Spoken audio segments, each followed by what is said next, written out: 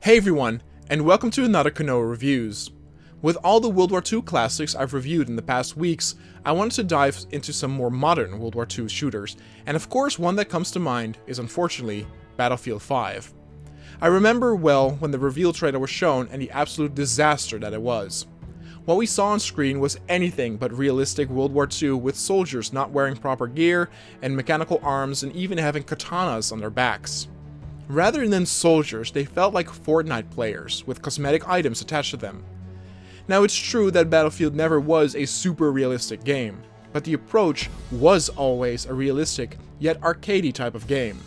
Battlefield 1942, for example, an absolute classic, and a game that has a realistic outset, but provides arcade-like gameplay by you being able to just hop into a tank and drive off with it. That's what we wanted, and what was shown could not be further from that. But things got even worse when they revealed what the single-player campaign would be.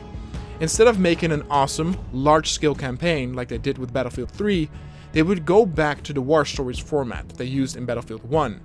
What's more is that they announced that they wanted to tell unknown stories of regular men and women that fought in the war. And here lies a huge problem. Why would you want to tell stories on such a small scale if you're a Battlefield game?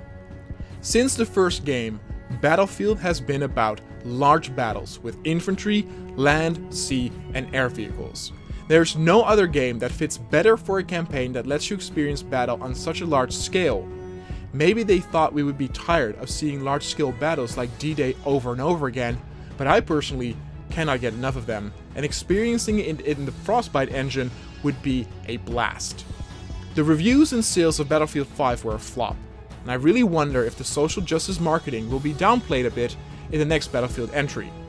Now, I do not own the game, but I was able to get a 10-hour trial, which was more than enough time for me to take a look at the campaign and see if it was indeed as bad as I imagined. Again, I know that the reason to buy Battlefield is the multiplayer, but even the multiplayer, what it has now become, is not to my liking, as I'm much more a fan of the open battles like Battlefield 1942, Battlefield 2, and even Battlefield 3 and 4. So let's dive in. The campaign actually really surprised me by presenting an awesome opening sequence. Now, it's an opening sequence full of historical errors, so if you are sensitive to that, you might want to watch out.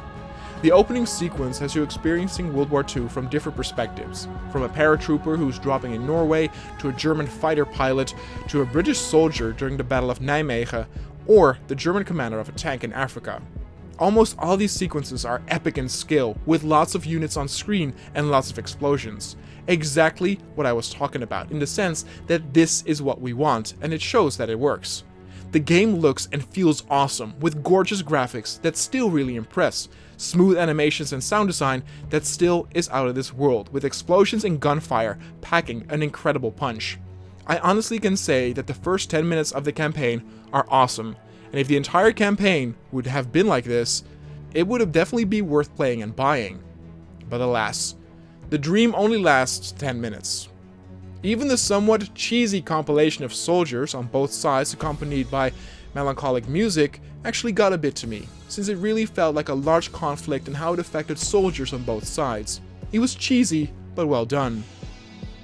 But then the actual campaign starts, and you can choose from 4 different war stories you can do in any order. I should actually say 3 war stories, since that was how many you got during the initial launch, as the 4th story got added a few weeks later. The first war story is, in my opinion, the worst. It tells the story of some delinquent kid named Bridger, who gets recruited to perform special tasks behind enemy lines in Africa. The first problem with this are the incredibly unlikable characters, and there are only 2 characters and both are unlikable. It is the most cliché story of a rascal they got off the streets, as his street smarts could be useful in the war. Both the older veteran and the young kid don't like each other, but as the story progresses, they warm up to each other and become friends in the end. The issue with war stories, however, is that the campaigns are so short, maybe an hour or less, that this character change and development feels completely unearned and unbelievable. What's more is because they are unlikable, you just don't care. In the cutscenes, there are epic sweeps of landscapes and orchestral music, and it's all so melodramatic and grand for something that has nothing to offer in terms of emotional payoff. But what about the gameplay itself? Oh boy. Remember what I said about Battlefield 5 being about large-scale warfare? The geniuses who made this campaign thought it was a great idea to revolve 2 of the initial 3 campaigns around stealth. A really, really horrible choice. The areas you get to move around in are actually really large, especially the second mission for the first war story, and this initially feels kinda cool. You get either to move on foot or use a car or even a plane to get there faster. There are smaller camps and outposts along the way that might be worth checking out to pick up a good weapon or take out patrols. But you are all doing this on your own, no backup whatsoever, and it feels so much like wasted potential. The level design in and of itself is actually quite good, with many different paths and routes that lead towards your objective. Just imagine how cool it would be to have a massive battle in a level like this, where you and your army fight your way through this gigantic battlefield as you zigzag around trying to find a flank to move up. But instead, you are trying to sneak behind enemies and take them out, disable alarm towers, and blow stuff up for the objectives. It's things we've seen and experienced 100 times already, and the stealth isn't special whatsoever, and the action here is also so-so. What I will give it credit for, though, is the incredible sound design, also in the voice and dialogue work. If you are spotted by a German soldier, he will investigate the area. There's nothing new about that. But the dialogue that he shares with his fellow men nearby is of a level I haven't seen before. I am able to speak German, so I knew exactly what they were saying, and I was surprised to find out that while a soldier was looking around at a location that I threw a lure at, another soldier standing a few meters back yelled at him if he had found something already. To my surprise, he answered back and said he hadn't found anything yet and would keep on looking. This small dialogue between the troops in context-sensitive events is really, really good. It makes them more believable, and if you approach an enemy camp, you can hear them talk or shout to each other all the time, which is really cool. I just wish they had put the same amount of detail in the rest of the game as they did with their dialogue. So now on to the next war story, the Norwegian one. This is a little bit better than the first one, but not by much. Again, the story is so melodramatic that I rolled my eyes multiple times. It tells the story of a mother and her daughter as they try to halt the production and transport of heavy water, which was vital for the creation of the atom bomb. I will praise it for having all the dialogue in native Norwegian instead of English, and you are now get to traverse entire areas on skis, which is pretty fun. But you get again presented with stealth gameplay here, where you need to sneak from outpost to outpost, and I was so done with this gameplay design.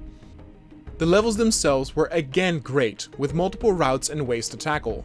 There's a bridge in the beginning, where you can fight or sneak your way past, or you can head around and cross the bridge underneath.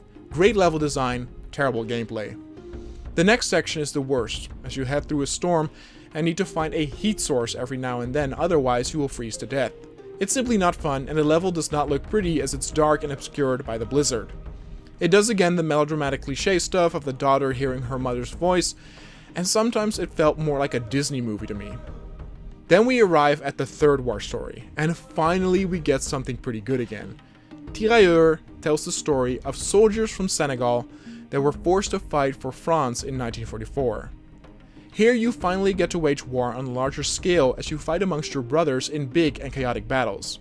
You are always accompanied by 6 to 8 men, and the sound design and visuals are spectacular once more. It's just such a shame that they only used it for such a small portion. The story also isn't very melodramatic and works in its favor. It does tackle some important and interesting topics like race-related issues where they had to fight for a country they had never seen before and how they were erased from historical documents afterwards. But the characters are more likable, and the levels are again very big and open, with you fighting through trenches and fortresses, and you being able to take multiple routes as you can hear the screams of your fellow men as they charge. Very cool, and this is indeed the war story that is worth playing. And initially, that was it for when the game launched. 3 war stories, plus a 10-minute intro. But a few months after the 4th was added, which was The Last Tiger, and this is probably the best war story they have to offer, since it feels like the biggest and most epic in scale. It's ironic, since in Battlefield 1, the tank mission was also the war story that felt the most like a proper Battlefield single player, and that's the case here too. The Last Tiger tells the story of Peter Müller and his tank Stefan, as they are in the last days of the war. It very much feels like the movie Fury, but then from the German side. The story is simple but effective, and though there's no melodrama, There is some emotional weight as one of your crew members breaks under the stress and deserts, only to be found and hanged by his own countrymen. In all honesty, for all the critique I have on Battlefield 5, I have to praise it for going the way and offering a campaign from the German perspective, since so many creators are still afraid to do this. And though I think one needs to be a bit careful with how to approach this, I definitely think a proper German perspective World War II game is absolutely doable. You just don't want them to be, proper Nazis or SSers, but instead, just a German soldier. Maybe one that made it his career before the war started.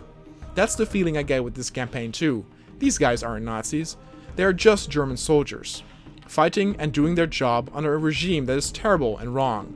It's a sad story, and the characters are pretty straight, making them again quite likable except for one douchebag who is just brainwashed by all the German propaganda, but that was also kind of his function in the story.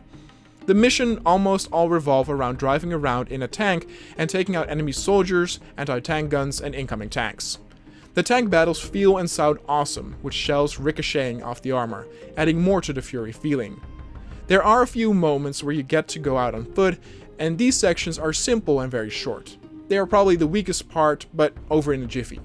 The critique I would have here is that in the final mission, you are tasked with taking out all enemy armor, and boy do they send out a lot. And I mean a lot. I think I must have taken out over 15 tanks or something, and after a while, that just got really repetitive and boring. So that section could definitely have been shorter. In the end, the final two war stories did save the game a little bit, but overall, it's just not a campaign worth playing. It's all over the place, and is riddled with bad and baffling choices of gameplay and story design. Battlefield 5, in the end, gets a 6.7. It looks and sounds very pretty, but there's not much there. Battlefield 1's war stories, in that sense, are better, and it's still a far cry from Battlefield 3's campaign. I hope with the bad sales and the reviews, they will get their things together and make a proper effort in the next Battlefields to give the fans what they want, and that is not this.